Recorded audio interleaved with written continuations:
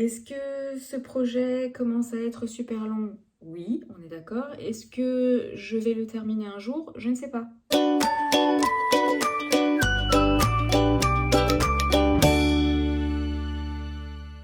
Coucou tout le monde, on se retrouve pour la 7e partie du projet USA 2021. Si vous arrivez ici et que vous ne savez pas de quoi je parle, sachez que j'ai créé une playlist sur ma chaîne exclusivement pour ce gros projet. Pour faire un petit résumé, je suis partie aux USA pendant plus de 2 mois, c'est l'été 2021. Et je suis en train de faire ce gros projet directement en vidéo. C'est un projet où je suis un peu plus libre dans le montage de mes vidéos, je parle face cam, j'avance avec vous en fonction de vos commentaires, en fonction de vos idées, j'avance directement en même temps et c'est pour ça que le projet prend autant de temps et est coupé en plein de vidéos parce que j'attends à chaque fois vos commentaires pour continuer. Les vidéos sont beaucoup moins léchées, elles sont peut-être beaucoup plus longues, mais c'est pas grave, c'est comme ça, c'est une playlist spécialement dédiée à ce projet-là et je le mène de A à Z avec vous. Donc si jamais vous arrivez ici, que vous n'avez pas vu les anciennes vidéos, je vous encourage vivement à aller voir les vidéos précédentes de ce projet, comme ça vous pouvez le suivre du début jusqu'à maintenant. Et c'est parti pour cette vidéo.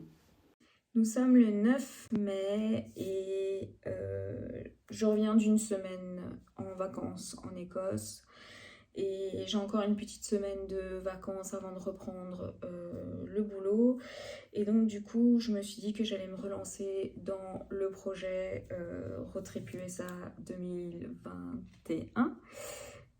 Oui c'est ça, ça fait tellement longtemps que je me rappelle même plus en fait.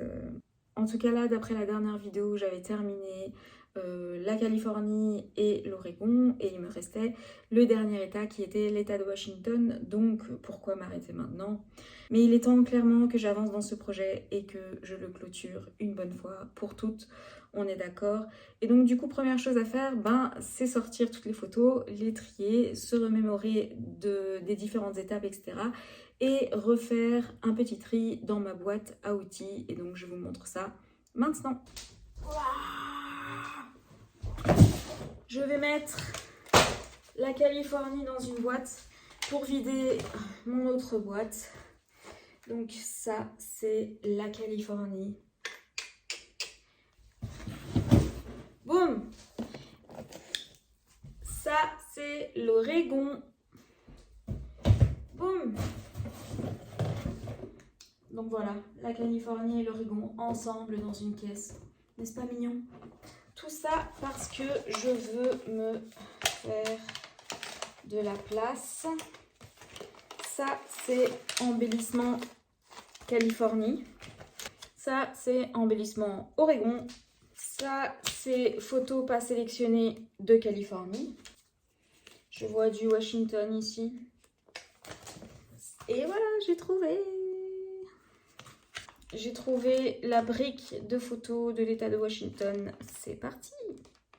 Alors, comme d'habitude, la première chose à faire, c'est de sortir un petit peu tous les embellissements qui iraient pour l'état de Washington, de ressortir mes petits post-it que j'utilise depuis le tout début de ce gros projet pour pouvoir trier mes photos dans l'ordre du voyage. Donc l'état de Washington était l'état que j'ai visité en une fois. Donc je ne sais pas si vous vous rappelez, il y avait Californie, donc par ordre du voyage, Californie, Oregon, état de Washington, de nouveau Oregon et de nouveau Californie, puisqu'on a fait une boucle. Donc là, il y a une chronologie que je peux tout à fait respecter sans que ce soit un problème, puisqu'il n'y a pas d'autres états entre. Donc, ce que j'ai fait, c'est que j'ai sorti mon petit post-it, je me suis rappelé des différents éléments de ce voyage et alors j'ai trié mes photos comme je le fais d'habitude. Une fois que c'est fait, j'ai commencé à redécouper toutes mes photos, notamment les petites où il y a un grand bord blanc. Et alors j'ai fait de nouveau une petite sélection. Vous savez qu'à chaque fois que je scrape donc les autres états, il y avait des photos finalement que je ne sélectionnais pas et que je mettais sur le côté parce que c'était 4 fois le même paysage avec un petit peu de différence, mais c'était toujours 4 fois le même paysage. J'ai pas envie que mes albums soient trop ennuyants, donc j'ai déjà fait une première petite sélection, sachant que pendant que je scrape, je continue à faire des sélections et à enlever des photos. Alors, j'ai en tête de faire un album que je vais vous montrer après. Donc j'ai déjà découpé dans de la cartonnette de boîte de céréales ces morceaux et je vais commencer directement par faire la couverture. Donc je vous ai mis les mesures sur les cartons directement pour que vous puissiez voir si jamais vous avez envie. Mais sachez de nouveau que ce n'est pas des vidéos tutoriels vu que je coupe beaucoup de moments, je scrape de temps en temps de nuit, j'avance de temps en temps sans vous, puis je vous remontre où est-ce que j'en suis. Donc il y a des moments que vous ne verrez pas comme d'habitude depuis le tout début du projet. Donc là, j'ai sorti des papiers que j'avais envie d'utiliser pour cette couverture-là. Donc je vais utiliser ces deux papiers-là et alors je vais directement coller mes cartonnettes sur la couverture avant que j'ai sélectionné. Je colle avec du double face et alors là j'ai collé un petit peu trop à droite directement parce que vous pouvez voir qu'il me reste très peu de papier pour pouvoir faire le marouflage à droite, mais j'ai quand même réussi sans trop de problèmes. J'ai mis un maximum de colle pour pouvoir rabattre le mini bord que j'avais de 5 mm.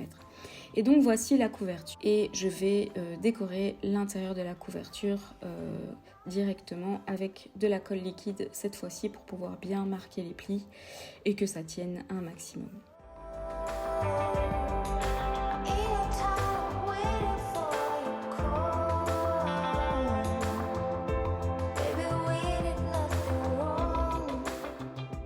Donc voilà, ma couverture est faite et en fait je vais vous montrer directement l'album dont je me suis inspirée. Donc c'est cet album que j'avais fait pour Saga Post Scrap sur des photos des USA, aussi d'un des voyages. Et j'adorais les papiers, c'était style randonnée, etc. Mais en fait ce que je vais reprendre en fait c'est les trois parties. Comme vous pouvez voir, il y a une partie à gauche, une partie au centre et une partie à droite qui est plus une cascade. Donc en fait je vais reprendre cette composition-là d'album et aussi la fermeture avec la petite languette qui s'insère dans une encoche. Donc ce que je vais faire c'est la languette pour pouvoir directement créer la petite encoche avant de coller mes albums parce qu'il faut le faire toujours avant de coller les albums puisque on va essayer de masquer en fait les petits trous, etc. Donc je crée ma petite fermeture avec du carton et alors je me suis rendu compte que j'avais oublié de couper le carton pour pouvoir faire les plis plus facilement. Donc du coup j'ai coupé par après avoir mis la colle, mais bon c'est pas grave, on se débrouille. Et alors j'ai percé deux trous dans lesquels j'ai glissé un petit morceau de ruban. Et en fait ce ruban va servir d'encoche pour pouvoir mettre ma petite languette. Donc voilà comment je ferme l'album.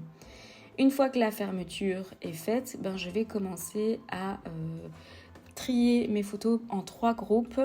Le gros paquet de photos, je l'ai trié en 3 groupes et là je vais scraper dans cet album seulement un des 3 groupes qui est en fait le parc national olympique, Olympic National Park, qui se trouve totalement dans le nord total des USA, qui est à la limite, qui est vraiment à la frontière canadienne.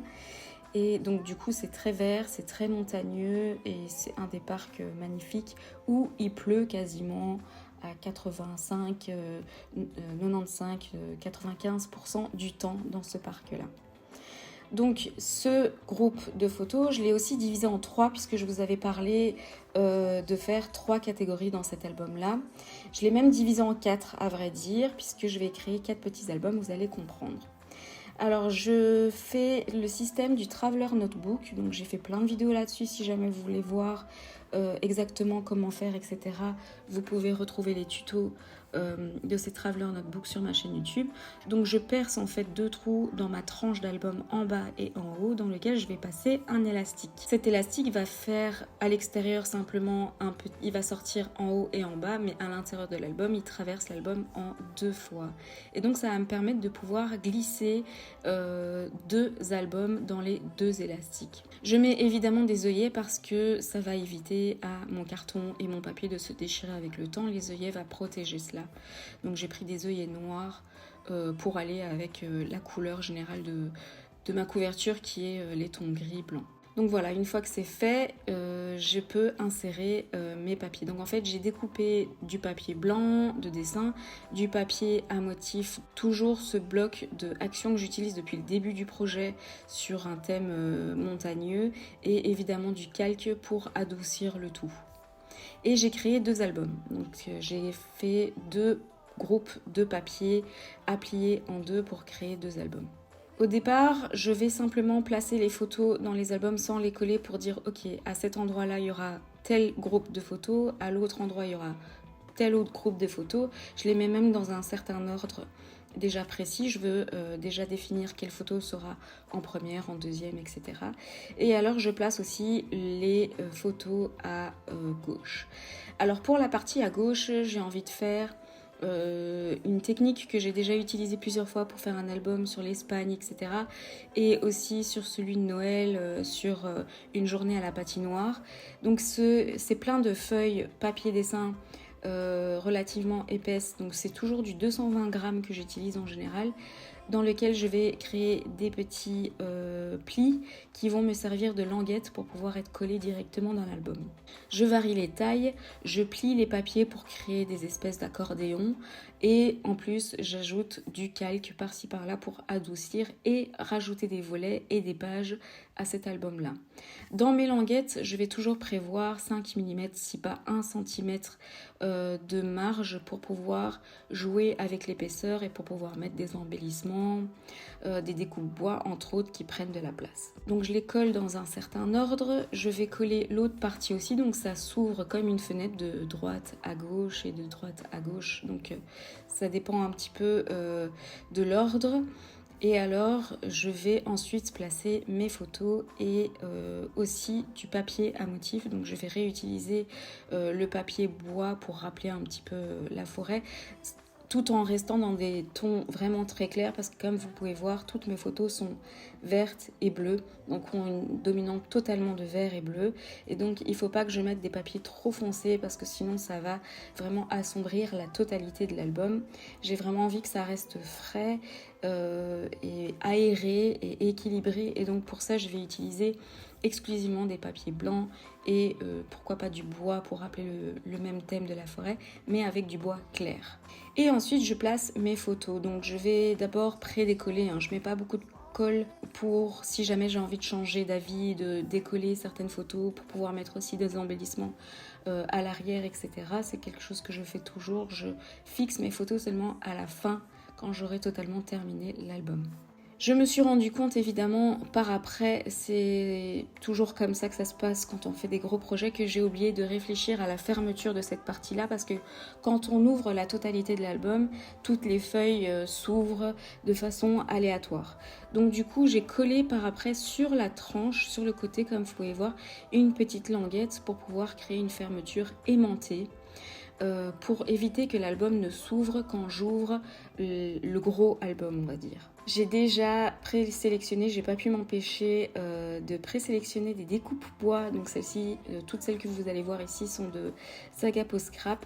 J'avais envie de les mettre en avant, c'est des découpes bois que j'arrive jamais à utiliser, sauf dans des thèmes comme celui-ci du voyage, de la montagne, etc. Et donc du coup, je les ai déjà collées parce que j'avais peur d'oublier par après que j'avais envie de les mettre à cet endroit-là. Je vais ensuite placer mon aimant pour pouvoir ensuite mettre le papier décoratif et pour pouvoir fermer l'album. Pour les albums du centre, donc les deux avec les papiers pliés, je me suis aussi rendu compte que ça n'allait pas, ils s'ouvraient totalement. Donc j'ai essayé de trouver une solution pour pouvoir fermer ces deux albums-là. Celui de gauche est fermé simplement avec un anneau et un petit nœud. Et le deuxième, vous pouvez voir que je vais le fermer avec aussi une fermeture aimantée. Donc j'ai simplement pris une languette de papier que je vais replier à l'avant de l'album, coupé aux bonnes mesures. J'ai même arrondi les angles pour donner une finition un peu plus finie et j'ai collé simplement deux aimants l'un sur l'autre pour maintenir l'album fermé. C'est simple, efficace et c'est assez rapide à faire. Pour la partie de droite, totalement, je vais faire ce qu'on appelle un album cascade. Donc j'ai pas beaucoup de photos pour cette partie-là, j'ai pas beaucoup d'épaisseur. Et donc du coup, je vais décider de faire un album cascade. Mais je me suis confrontée à quelque chose que j'ai dû un petit peu adapter, c'est que toutes les photos que j'avais sélectionnées pour cette partie-là sont de formats différents. Non seulement j'ai deux grands formats portraits, j'ai deux petits formats paysages et j'ai deux petits formats portraits. Donc le centre sens de mes photos change. Pour créer une cascade avec des languettes pas très visibles, c'était très compliqué. Donc du coup, j'ai créé des languettes avec du plastique, de chemise plastique, pour qu'elles ne soient pas trop visibles. Et alors, j'ai créé en fait, on va dire, 2 cascades, l'une sur l'autre. J'ai commencé par la grande qui va ouvrir et qui va donner l'accès aux petites photos. Et je colle les petites photos au centre de la couverture arrière, tout en mettant les languettes transparentes pour qu'elles ne soient pas trop visibles. Et donc on arrive déjà à la fin de cette vidéo. Je vais vous montrer un petit peu l'album. Comme d'habitude, je n'ai pas mis tous les titres, les embellissements, les die cuts, etc., les stickers. Ça, je vais le faire un peu plus tard. Vous pouvez constater que j'ai laissé souvent des pages blanches dans les différents albums. Ça va être là que je vais mettre mes embellissements, mes stickers, etc., des petits textes, pourquoi pas. Mais j'ai quand même mis quelques petits embellissements bois, comme vous pouvez voir, que j'avais dit que j'avais pas pu résister. J'avais envie de le faire avant d'oublier que je voulais les mettre là. Donc voilà, je vous laisse découvrir l'album avec ses 3 parties différentes. Et donc j'ai divisé la totalité du bloc photo de l'État de Washington en 3. Donc ça veut dire qu'il y aura 3 albums, en tout cas dans ma tête pour l'instant. Je vais voir en fonction des quantités des 2 autres groupes de photos qu'il me reste, si je fais un gros album ou 2. On verra ça ensemble dans la prochaine vidéo. Mais voilà, je tiens quand même à vous remercier pour tous ceux qui me suivent depuis le tout début de ce projet. Également ceux qui ont débarqué par après et qui ont décidé de tout regarder en une traite. Merci comme d'habitude énormément pour tous vos commentaires, pour votre soutien, pour votre motivation que vous me donnez à continuer ce projet. C'est un gros projet et on sait qu'on peut vite se sentir dépassé par un tel bazar, surtout quand ça prend énormément de temps et que ça s'allonge dans le temps. C'est un voyage qui a été fait en été 2021 et je suis toujours là en 2023 à le faire. Mais voilà, merci en tout cas et je vous remercie déjà maintenant pour les futurs commentaires que vous allez me laisser. J'ai déjà hâte de vous lire et on se retrouve, j'espère vraiment très bientôt pour la suite de ce projet-là. N'oubliez pas d'activer la petite cloche pour être au courant de mes nouvelles vidéos. N'hésitez pas à liker, commenter et vous abonner. À très bientôt dans une prochaine vidéo.